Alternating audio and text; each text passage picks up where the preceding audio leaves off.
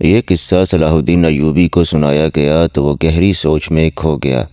علی بن سفیان اس کے حکم کا منتظر تھا۔ سلطان ایوبی نے نقشہ دیکھا اور کہا، اگر جگہ یہ ہے تو یہ ہماری عملداری سے باہر ہے۔ تم نے شہر کے پرانے لوگوں سے جو معلومات حاصل کی ہیں ان سے یہ ثابت ہوتا ہے کہ فرعون تو صدیاں گزر گئی، مر گئے ہیں، لیکن فرعونیت ابھی باقی ہے۔ بحیثیت مسلمان ہم پر فرض عائد ہوتا ہے کہ ہم اگر دور نہ پہنچ سکیں تو قریبی پڑوس سے تو کفر اور شرک کا خاتمہ کریں۔ آج تک معلوم نہیں کتنے والدین کی معصوم بیٹیاں قربان کی جا چکی ہیں، اور اس میلے میں کتنی بیٹیاں اغوا ہو کر فروخت ہو جاتی ہیں۔ ہمیں دیوتاؤں کا تصور ختم کرنا ہے۔ لوگوں کو دیوتاؤں کا تصور دے کر نام نہاد مذہبی پیشوا لڑکیاں اغوا کروا کے بدکاری اور عیاشی کرتے ہیں۔ میرے مخبروں کی اطلاعوں نے یہ بیہودہ انکشاف کیا ہے کہ ہماری فوج کے کئی کماندار اور مصر کے پیسے والے لوگ اس میلے میں جاتے اور لڑکیاں خریدتے یا چند دنوں کے لیے کرائے پر لاتے ہیں۔ علی بن سفیان نے کہا، کردار کی تباہی کے علاوہ یہ خطرہ بھی ہے کہ سوڈانیوں کی برطرف فوج کے عسکری اس میلے میں زیادہ تعداد میں جاتے ہیں۔ ہماری فوج اور ہمارے دوسرے لوگوں کا سوڈانی سابقہ فوجیوں کے ساتھ ملنا جلنا اور جشن منانا ٹھیک نہیں۔ یہ مشترکہ تفریح ملک کے لیے خطرناک ثابت ہو سکتی ہے۔ علی بن سفیان نے ذرا جھجک کر کہا، اور لڑکی کو قربان ہونے سے پہلے بچانا اور خلیفہ کے حوالے کرنا اس لیے بھی ضروری ہے کہ اسے معلوم ہو جائے کہ اس نے آپ پر اغوا کا جو الزام عائد کیا ہے وہ کتنا بے بنیاد اور لغو ہے۔ مجھے اس کی کوئی پرواہ نہیں علی، سلطان ایوبی نے کہا، میری توجہ اپنی ذات پر نہیں۔ مجھے کوئی کتنا ہی حقیر کہے، میں اسلام کی عظمت کے فروغ اور تحفظ کو نہیں بھول سکتا۔ میری ذات کچھ بھی نہیں، اور تم بھی یاد رکھو علی، اپنی ذات سے توجہ ہٹا کر سلطنت کے استحکام اور فلاح و بہبود پر مرکوز کر دو۔ اسلام کی عظمت کا امین خلیفہ ہوا کرتا تھا، مگر وقت گزرنے کے ساتھ ساتھ خلیفے اپنی ذات میں گم ہوتے گئے اور اپنے نفس کا شکار ہو گئے۔ اب ہماری خلافت اسلام کی بہت بڑی کمزوری بن گئی ہے۔ صلیبی ہماری اس کمزوری کو استعمال کر رہے ہیں۔ اگر تم کامیابی سے اپنے فرائض نبھانا چاہتے ہو تو اپنی ذات اور اپنے نفس سے دستبردار ہو جاؤ۔ خلیفہ نے مجھ پر جو الزام عائد کیا ہے اسے میں نے بڑی مشکل سے برداشت کیا ہے۔ میں اوچھے وار کا جواب دے سکتا تھا، مگر میرا وار بھی اوچھا ہوتا، پھر میں ذاتی سیاست بازی میں الجھ جاتا۔ مجھے خطرہ یہی نظر آ رہا تھا کہ ملت اسلامیہ کسی دور میں جا کر اپنے ہی حکمرانوں کی ذاتی سیاست بازیوں، خود پسندی، نفس پرستی اور اقتدار کی ہوس کی نظر ہو جائے گی۔ گستاخی کی معافی چاہتا ہوں محترم امیر، علی بن سفیان نے کہا، اگر آپ اس لڑکی کو قربان ہونے سے بچانا چاہتے ہیں تو حکم صادر فرمائیے، وقت بہت تھوڑا ہے، پرسوں سے میلہ شروع ہو رہا ہے۔ فوج میں یہ حکم فوراً پہنچا دو کہ اس میلے میں کسی فوجی کو شریک ہونے کی اجازت نہیں۔ سلطان ایوبی نے نائب سالار کو بلا کر کہا، خلاف ورزی کرنے والے کو اس کے عہدے اور رتبے سے قطع نظر 50 کوڑے سرعام لگائے جائیں گے۔ اس حکم کے بعد اسکیم بننے لگی۔ متعلقہ حکام کو سلطان ایوبی نے بلا لیا تھا۔ اس نے سب سے کہا تھا کہ ہمارا مقصد یہ ہے کہ اس طلسم کو توڑنا ہے۔ یہ جگہ فرعونیت کی آخری نشانی معلوم ہوتی ہے۔ پہلے فوج کشی زیر بحث آئی جو اس وجہ سے خارج از بحث کر دی گئی کہ اسے اس قبیلے کے لوگ اپنے اوپر باقاعدہ حملہ سمجھیں گے۔ لڑائی ہوگی جس میں میلہ دیکھنے والے بے گناہ لوگ بھی مارے جائیں گے اور عورتوں اور بچوں کے مارے جانے کا خطرہ بھی ہے۔ یہ حل بھی پیش کیا گیا کہ اس سوڈانی حبشی کو رہنما کے طور پر ساتھ رکھا جائے اور اس جگہ چھاپہ مار بھیجے جائیں جہاں لڑکی کو قربان کیا جائے گا۔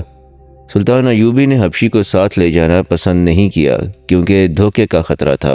اس وقت تک سلطان ایوبی کے حکم کے مطابق چھاپہ ماروں اور شب خون مارنے والوں کا ایک دستہ تیار کیا جا چکا تھا۔ اسے مسلسل جنگی مشقوں سے تجربہ کار بنا دیا گیا تھا کہ وہ جانبازوں کا دستہ تھا، جنہیں جذبے کے لحاظ سے اس قدر پختہ بنا دیا گیا تھا کہ وہ اس پر فخر محسوس کرنے لگے کہ انہیں جس مہم پر بھیجا جائے گا اس سے وہ زندہ واپس نہیں آئیں گے۔ نائب سالار الناصر اور علی بن سفیان کے مشوروں سے یہ طے ہوا کہ صرف 12 چھاپہ مار اس پہاڑی جگہ کے اندر جائیں گے جہاں پروہت رہتا ہے اور لڑکی قربان کی جاتی ہے۔ حبشی کی دی ہوئی معلومات کے مطابق اس رات میلے میں زیادہ رونق ہوتی ہے۔ کیونکہ وہ میلے کی آخری رات ہوتی ہے۔ قبیلے کے لوگوں کے سوا کسی اور کو معلوم نہیں ہوتا کہ لڑکی قربان کی جا رہی ہے۔ جسے معلوم ہوتا ہے وہ یہ نہیں جانتا کہ قربان گاہ کہاں ہے۔ ان معلومات کی روشنی میں یہ طے کیا گیا کہ 500 سپاہی میلہ دیکھنے والوں کے بھیس میں تلواروں وغیرہ سے مسلح ہو کر اس رات میلے میں موجود ہوں گے۔ ان میں سے 200 کے پاس تیر کمان ہوں گے۔ اس زمانے میں ان ہتھیاروں پر پابندی نہیں تھی۔ چھاپہ ماروں کی ذہنوں میں واضح تصور کی صورت میں وہ جگہ نقش کر دی جائے گی۔ وہ براہ راست حملہ نہیں کریں گے، چھاپہ ماروں کی طرح پہاڑی علاقے میں داخل ہوں گے، پہرے داروں کو خاموشی سے ختم کریں گے اور اصل جگہ پہنچ کر اس وقت حملہ کریں گے جب لڑکی قربان گاہ میں لائی جائے گی۔ اس سے قبل حملے کا یہ نقصان ہو سکتا ہے کہ لڑکی کو تہہ خانے میں ہی غائب یا ختم کر دیا جائے گا۔ یہ معلوم ہو گیا تھا کہ قربانی آدھی رات کے وقت پورے چاند میں ہی دی جاتی ہے۔ 500 سپاہیوں کو اس وقت سے پہلے قربان گاہ والی پہاڑیوں کے ارد گرد پہنچنا تھا۔ چھاپہ ماروں کے لیے گھیرے میں آ جانے یا مہم ناکام ہونے کی صورت میں یہ ہدایت دی گئی تھی کہ وہ فلیتے والا ایک آتشی تیر اوپر کو چلا دیں گے۔ اس تیر کا شعلہ دیکھ کر یہ 500 نفری حملہ کر دے گی۔ اسی وقت 12 جانباز منتخب کر لیے گئے اور اس فوج میں سے جو 2 سال پہلے نور الدین زنگی نے سلطان ایوبی کی مدد کے لیے بھیجی تھی، 500 ذہین اور بے خوف سپاہی، عہدیدار اور کماندار منتخب کر لیے گئے۔ یہ لوگ عرب سے آئے تھے۔ مصر اور سوڈان کی سیاست بازیوں اور عقائد کا ان پر کچھ اثر نہ تھا۔ وہ صرف اسلام سے آگاہ تھے اور یہی ان کا عقیدہ تھا۔ وہ ہر اس عقیدے کے خلاف اٹھ کھڑے ہوتے تھے جسے وہ غیر اسلامی سمجھتے تھے۔ انہیں بتایا گیا کہ وہ ایک باطل عقیدے کے خلاف لڑنے جا رہے ہیں اور ہو سکتا ہے کہ انہیں اپنے سے زیادہ نفری سے مقابلہ کرنا پڑے اور لڑائی خون ریز ہو، اور یہ بھی ہو سکتا ہے کہ ان کے سامنے کوئی ٹھہر ہی نہ سکے اور بغیر لڑائی کے مہم سر ہو جائے۔ انہیں اسکیم سمجھا دی گئی اور ان کے ذہنوں میں پہاڑی علاقوں کا اور ان پہاڑیوں کی بلندی جو زیادہ نہیں تھی، ان میں گھری ہوئی قربان گاہ کا تصور بٹھا دیا گیا۔ 12 جانبازوں کو بھی ان کے ہدف کا تصور دے دیا گیا۔ انہیں ٹریننگ بڑی سختی سے دی گئی تھی۔ پہاڑیوں پر چڑھنا اور ریگستانوں میں دوڑنا، بھوک اور پیاس اونٹ کی طرح برداشت کرنا ان کے لیے مشکل نہیں تھا۔ قربانی کی رات کو 6 روز باقی تھے۔ 3 دن اور 3 راتیں چھاپہ ماروں اور 500 سپاہیوں کو مشق کرائی گئی۔ چوتھے روز چھاپہ ماروں کو اونٹوں پر روانہ کر دیا گیا۔ اونٹوں کی میانہ چال سے 1 دن اور آدھی رات کا سفر تھا۔ شتربانوں کو حکم دیا گیا تھا کہ چھاپہ ماروں کو پہاڑی علاقے سے دور جہاں وہ کہیں اتار کر واپس آ جائیں۔ 500 کے دستے کو تماشائیوں کے بھیس میں 2-2 4-4 کی ٹولیوں میں گھوڑوں اور اونٹوں پر روانہ کیا گیا۔ انہیں جانور اپنے ساتھ رکھنے تھے۔ ان کے ساتھ ان کے کماندار بھی اس بھیس میں چلے گئے۔ میلے کی آخری رات تھی۔ پورا چاند ابھرتا آ رہا تھا۔ صحرا کی فضا شیشے کی طرح شفاف تھی۔ میلے میں انسانوں کے ہجوم کا کوئی شمار نہ تھا۔ کہیں نیم برہنہ لڑکیاں رقص کر رہی تھیں اور کہیں گانے والیوں نے مجمع لگا رکھا تھا۔ سب سے زیادہ بھیڑ اس چبوترے کے ارد گرد تھی جہاں لڑکیاں نیلام ہو رہی تھیں۔ ایک لڑکی کو چبوترے پر لایا جاتا، گاہک اسے ہر طرف سے دیکھتے، اس کا منہ کھول کر دانت دیکھتے، بالوں کو الٹا پلٹا کر دیکھتے، جسم کی سختی اور نرمی محسوس کرتے اور بولی شروع ہو جاتی۔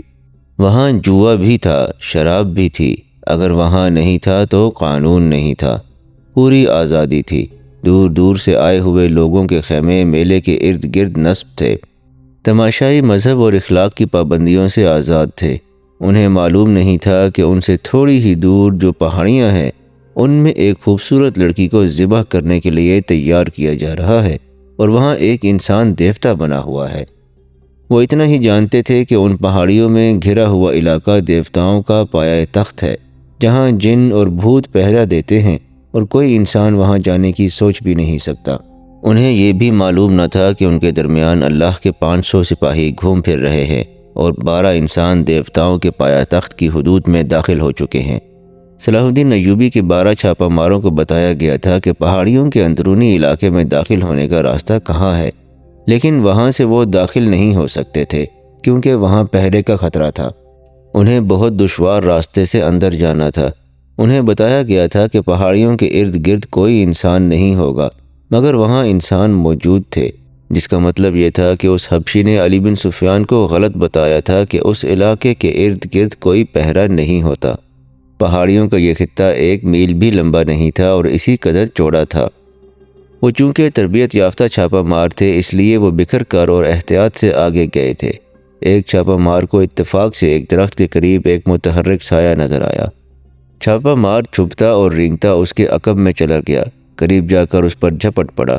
اس کی گردن بازو کے شکنجے میں لے کر خنجر کی نوک اس کی دل پر رکھ دی۔ گردن ڈھیلی چھوڑ کر اس سے پوچھا کہ تم یہاں کیا کر رہے ہو اور یہاں کس قسم کا پہرا ہے؟ وہ حبشی تھا۔ چھاپہ مار عربی بول رہا تھا جو حبشی سمجھ نہیں سکتا تھا۔ اتنے میں ایک اور چھاپہ مار آ گیا۔ اس نے بھی خنجر حبشی کے سینے پر رکھ دیا۔ انہوں نے اشاروں سے پوچھا تو حبشی نے اشاروں میں جواب دیا، جس سے شک ہوتا تھا کہ یہاں پہرا موجود ہے۔ اس حبشی کی شہرک کاٹ دی گئی اور چھاپہ مار اور زیادہ محتاط ہو کر آگے بڑھے۔ یک لخت جنگل آ گیا، آگے پہاڑی تھی۔ چاند اوپر اٹھ رہا تھا لیکن درختوں اور پہاڑیوں نے اندھیرا کر رکھا تھا۔ وہ پہاڑی پر ایک دوسرے سے ذرا دور اوپر چڑھتے گئے۔ اندر کے علاقے میں جہاں لڑکی کو پروہت کے حوالے کیا گیا تھا اور ہی سرگرمی تھی۔ پتھر کے چہرے کے سامنے چبوترے پر ایک قالین بچھا ہوا تھا۔ اس پر چوڑے پھل والی تلوار رکھی تھی۔ اس کے قریب ایک چوڑا برتن رکھا تھا اور قالین پر پھول بکھرے ہوئے تھے۔ اس کے قریب آگ جل رہی تھی۔ چبوترے کے چاروں کناروں پر دیے جلا کر چراغاں کیا گیا تھا۔ وہاں 4 لڑکیاں گھوم پھر رہی تھیں۔ ان کا لباس 2 چوڑے پتے تھے اور باقی جسم برہنہ۔ 4 حبشی تھے جنہوں نے کندھوں سے ٹخنوں تک سفید چادریں لپیٹ رکھی تھیں۔ ارارہ تہ خانے میں پروہت کے ساتھ تھی۔ پروہت اس کے بالوں سے کھیل رہا تھا اور وہ مخمور آواز میں کہہ رہی تھی، میں انگوگ کی ماں ہوں، تم انگوگ کے باپ ہو۔ میرے بیٹے مصر اور سوڈان کے بادشاہ بنیں گے۔ میرا خون انہیں پلا دو۔ میرے لمبے لمبے سنہری بال ان کے گھروں میں رکھ دو۔ تم مجھ سے دور کیوں ہٹ گئے ہو؟ قریب آؤ۔ پروہت اس کے جسم پر تیل کی طرح کوئی چیز ملنے لگا۔ انگوگ غالباً اس قبیلے کا نام تھا۔ ایک عربی لڑکی کو نشے کے خمار نے اس قبیلے کی ماں اور پروہت کی بیوی بنا دیا تھا۔ وہ قربان ہونے کے لیے تیار ہو گئی تھی۔ پروہت آخری رسوم پوری کر رہا تھا۔ 12 چھاپہ مار رات کے کیڑوں کی طرح رینگتے ہوئے پہاڑیوں پر چڑھتے اترتے اور ٹھوکریں کھاتے آ رہے تھے۔ بہت ہی دشوار گزار علاقہ تھا۔ بیشتر جھاڑیاں خاردار تھیں۔ چاند سر پر آ گیا تھا۔ انہیں درختوں میں سے روشنی کی کرنیں دکھائی دینے لگیں۔ ان کرنوں میں انہیں ایک حبشی کھڑا نظر آیا جس کے ایک ہاتھ میں برچھی اور دوسرے میں لمبوتری ڈھال تھی۔ وہ بھی دیوتاؤں کے پایا تخت کا پہرے دار تھا۔ اسے خاموشی سے مارنا ضروری تھا۔ وہ ایسی جگہ کھڑا تھا جہاں اس پر عقب سے حملہ نہیں کیا جا سکتا تھا۔ آمنے سامنے کا مقابلہ موزوں نہیں تھا۔ ایک چھاپہ مار جھاڑیوں میں چھپ کر بیٹھ گیا۔ دوسرے نے اس کے سامنے ایک پتھر پھینکا جس نے گر کر اور لڑک کر آواز پیدا کی۔ حبشی بدکا اور اس طرف آیا۔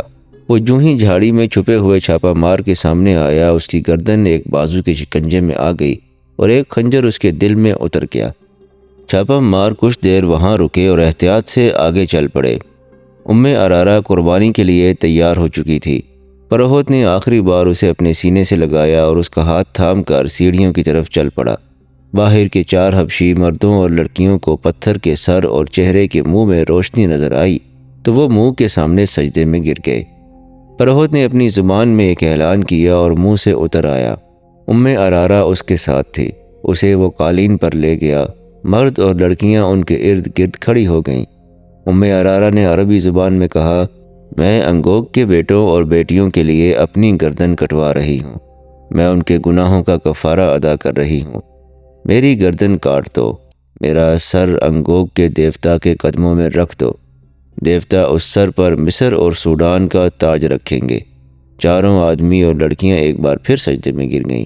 پروہت نے ارارہ کو قالین پر 2 زانوں بٹھا کر اس کا سر آگے جھکا دیا اور وہ تلوار اٹھا لی جس کا پھل پورے ہاتھ جتنا چوڑا تھا۔ ایک چھاپہ مار جو سب سے آگے تھا رک گیا۔ اس نے سرگوشی کر کے پیچھے آنے والے کو روک لیا۔ پہاڑی کی بلندی سے انہیں چبوترا اور پتھر کا سر نظر آیا۔ چبوترے پر ایک لڑکی 2 زانوں بیٹھی تھی جس کا سر جھکا ہوا تھا۔ شفاف چاندنی، چراغاں اور بڑی مشعلوں نے سورج کی روشنی کا سماں بندھا رکھا تھا۔ لڑکی کے پاس کھڑے آدمی کے ہاتھ میں تلوار تھی۔ دوزانوں بیٹھی ہوئی لڑکی برہنہ تھی۔ اس کے جسم کا رنگ بتا رہا تھا کہ حبشی قبیلے کی لڑکی نہیں۔ چھاپا مار دور تھے اور بلندی پر بھی تھے، وہاں سے تیر خطا جانے کا خطرہ تھا، مگر وہ جس پہاڑی پر تھے اس کے آگے ڈھلان نہیں تھی بلکہ سیدھی دیوار تھی جس سے اترنا ناممکن تھا۔ وہ جان گئے کہ لڑکی قربان کی جا رہی ہے اور اسے بچانے کے لیے وقت اتنا تھوڑا ہے کہ وہ اڑ کر نہ پہنچے تو اسے بچا نہیں سکیں گے۔ انہوں نے چوٹی سے نیچے دیکھا، چاندنی میں انہیں ایک جھیل نظر آئی۔ انہیں بتایا گیا تھا کہ وہاں ایک جھیل ہے جس میں مگرمچھ رہتے ہیں۔ دائیں طرف ڈھلان تھی لیکن وہ بھی تقریباً دیوار کی طرح تھی۔ وہاں جھاڑیاں اور درخت تھے۔ انہیں پکڑ پکڑ کر اور ایک دوسرے کے ہاتھ تھام کر وہ ڈھلان اترنے لگے۔ ان میں سے آخری جانباز نے اتفاق سے سامنے دیکھا۔ چاندنی میں سامنے کی چوٹی پر اسے ایک حبشی کھڑا نظر آیا۔ اس کے ایک ہاتھ میں ڈھال تھی اور دوسرے ہاتھ میں برچھی جو اس نے تیر کی طرح پھینکنے کے لیے تان رکھی تھی۔ چھاپا ماروں پر چاندنی نہیں پڑ رہی تھی۔ حبشی ابھی شک میں تھا۔ آخری چھاپا مار نے کمان میں تیر ڈالا۔ رات کی خاموشی میں کمان کی آواز سنائی دی۔ تیر حبشی کی شہرک میں لگا اور وہ لڑکتا ہوا نیچے آ رہا۔ چھاپا مار ڈھلان اترتے گئے۔ گرنے کا خطرہ ہر قدم پر تھا۔ پروہت نے تلوار کی دھار ارارا کی گردن پر رکھی اور اوپر اٹھائی۔ لڑکیوں اور مردوں نے سجدے سے اٹھ کر دو زانوں بیٹھتے ہوئے پرسوز اور دھیمی آواز میں کوئی گانا شروع کر دیا۔ یہ ایک گونج تھی جو اس دنیا کی نہیں لگتی تھی۔ پہاڑیوں میں گھری ہوئی اس تنگ سی وادی میں ایسا طلسم طاری ہوا جا رہا تھا جو باہر کے کسی بھی انسان کو یقین دلا سکتا تھا کہ یہ انسانوں کی نہیں دیوتاؤں کی سرزمین ہے۔ پروہت تلوار کو اوپر لے گیا۔ اب تو ایک تو سانسوں کی دیر تھی۔ تلوار نیچے کو آنے ہی لگی تھی کہ ایک تیر پروہت کی بغل میں دھنس گیا۔ اس کا تلوار والا ہاتھ ابھی نیچے نہیں گرا تھا کہ 3 تیر بیک وقت اس کے پہلو میں اتر گئے۔ لڑکیوں کی چیخیں سنائی دیں۔ مرد کسی کو آوازیں دینے لگے۔ تیروں کی ایک اور باڑ آئی جس نے 2 مردوں کو گرا دیا۔ لڑکیاں جدھر منہ آیا دوڑ پڑیں۔ ارارا اس شور و غل اور اپنے ارد گرد تڑپتے ہوئے اور خون میں ڈوبے ہوئے جسموں سے بے نیاز سر جھکائے بیٹھی تھی۔ چھاپا مار بہت تیز دوڑتے آئے، چبوترے پر چڑھے اور ارارا کو ایک نے اٹھا لیا۔ وہ ابھی تک نشے کی حالت میں باتیں کر رہی تھی۔ ایک جانباز نے کرتا اتار کر اسے پہنا دیا۔ اسے لے کر چلے ہی تھے کہ ایک طرف سے 12 حبشی برچھیاں اور ڈھالیں اٹھائے دوڑتے آئے۔ چھاپا مار بکھر گئے۔ ان میں 4 کے پاس تیر کمانیں تھیں۔ انہوں نے تیر برسائے۔ باقی چھاپا مار ایک طرف چھپ گئے اور جب حبشی آگے آئے تو عقب سے ان پر حملہ کر دیا۔ ایک تیر انداز نے کمان میں فلیتے والا تیر نکالا، فلیتے کو آگ لگائی اور کمان میں ڈال کر اوپر کو چھوڑ دیا۔ تیر دور اوپر جا کر رکا تو اس کا شعلہ جو رفتار کی وجہ سے دب گیا تھا، رفتار ختم ہوتے ہی بھڑکا اور نیچے آنے لگا۔ میلے کی رونق ابھی ماند نہیں پڑی تھی۔ تماشائیوں میں سے 500 تماشائی میلے سے الگ ہو کر اس پہاڑی خطے کی طرف دیکھ رہے تھے۔ انہیں دور فضا میں ایک شعلہ سا نظر آیا جو بھڑک کر نیچے کو جانے لگا۔ وہ گھوڑوں اور اونٹوں پر سوار ہوئے۔ ان کے کماندار ساتھ تھے۔ پہلے تو وہ آہستہ آہستہ چلے تاکہ کسی کو شک نہ ہو۔ ذرا دور جا کر انہوں نے گھوڑے دوڑا دیے۔ تماشائی میلے میں شراب، جوئے اور ناچنے گانے والی لڑکیوں اور عصمت فروش عورتوں میں اتنے مگن تھے کہ کسی کو کانوں کان خبر نہ ہوئی کہ ان کے دیوتاؤں پر کیا قیامت ٹوٹ پڑی ہے۔ چھاپا مار نے اس خطرے کی وجہ سے آتشیں تیر چلا دیا تھا کہ حبشیوں کی تعداد زیادہ ہو گئی، مگر فوج وہاں پہنچی تو وہاں 12 لاشیں حبشیوں کی اور 2 لاشیں چھاپا مار شہیدوں کی پڑی تھیں۔ وہ برچھیوں سے شہید ہوئے تھے۔ کمانداروں نے وہاں کا جائزہ لیا، پتھر کے منہ میں گئے اور تہہ خانے میں جا پہنچے۔ وہاں انہیں جو چیزیں ہاتھ لگیں وہ اٹھا لیں۔ ان میں سے ایک پھول بھی تھا جو قدرتی نہیں بلکہ کپڑے سے بنایا گیا تھا۔ احکام کے مطابق فوج کو وہیں رہنا تھا، لیکن پہاڑیوں میں چھپ کر۔ چھاپا ماروں نے ارارا کو گھوڑے پر ڈالا اور قاہرہ کی طرف روانہ ہو گئے۔ صبح طلوع ہوئی۔ میلے کی رونق ختم ہو گئی تھی۔ بیشتر تماشائی رات شراب پی پی کر ابھی تک مدہوش پڑے تھے۔ دکاندار جانے کے لیے مال اسباب باندھ رہے تھے۔ لڑکیوں کے بے وپاری بھی جا رہے تھے۔ صحرا میں روانہ ہونے والوں کی قطاریں لگی ہوئی تھیں۔ میلے کے قریب جو گاؤں تھا وہاں کے لوگ بے تابی سے اس لڑکی کے بالوں کا انتظار کر رہے تھے جسے رات قربان کیا گیا تھا۔ اس قبیلے کے لوگ جو دور دراز دیہات کے رہنے والے تھے پہاڑی جگہ سے دور کھڑے دیوتاؤں کے مسکن کی طرف دیکھ رہے تھے۔ ان کے بڑے بوڑھے انہیں بتا رہے تھے کہ ابھی پروہت آئے گا، وہ دیوتاؤں کی خوشنودی کا پیغام دے گا اور ان میں بال تقسیم کرے گا، مگر ابھی تک کوئی نہیں آیا تھا۔ دیوتاؤں کے مسکن پر سکوت طاری تھا۔ اس منتظر ہجوم کو معلوم نہ تھا کہ وہاں فوج مقیم ہے اور اب وہاں سے دیوتاؤں کا کوئی پیغام نہیں آئے گا۔ دن گزرتا گیا۔ قبیلے کے جن نوجوانوں نے قربانی کی باتیں سنی تھیں، انہیں شک ہونے لگا کہ یہ سب جھوٹ ہے۔ دن گزر گیا۔ سورج انہی پہاڑیوں کے پیچھے جا کر ڈوب گیا۔ کسی میں اتنی جرأت نہیں تھی کہ وہ وہاں جا کر دیکھتا کہ پروہت کیوں نہیں آیا۔